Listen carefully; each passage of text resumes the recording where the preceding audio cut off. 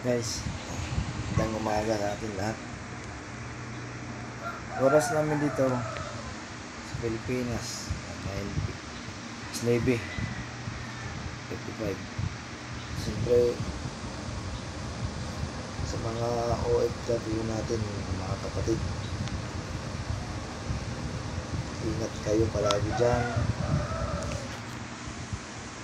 Kaya nyo yan.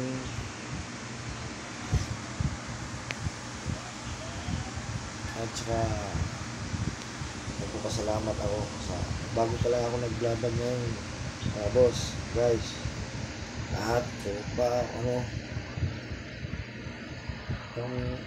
di pa ako masyado nakakapag-adjust paano ako mag-maintain, paano ako basta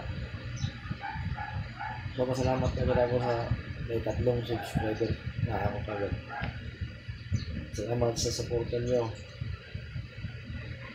Kasi nyo lang kayo. Alam kong nasa malapit lang na follow. Lahat naman tayo ang pinagdadaanan, pero dito ka na lang focus. Tanging para hindi na ako masyadong may problema kasi marami namin talagang problema. Basta yung mga kapatid natin na OFW dyan, palaging dasal tayo palagi, iwas tayo sa Russia, at saka pakipaloan siya na lang yung mga kilala sa amin, mga OFW natin dyan, magigiting natin bayani. Salamat sa inyo mga boss. Dito lang muna ako sa bahay ko. Kanina nakita ko kung nagwalis ako. Ngayon kaya naman ako mag-usap naman sa inyo. Pero gusto ko pag makapagwan ako ng bagong content, kasi bago pa lang ako nag-vlog. Gusto ko yung mga OFW, mga kapatid natin, pasayahin ko. Napakasaya ko kayo. Gusto ko yung vlog ako na puro na kayong tumatawa para palagi nyong nalilimutan yung mga problema.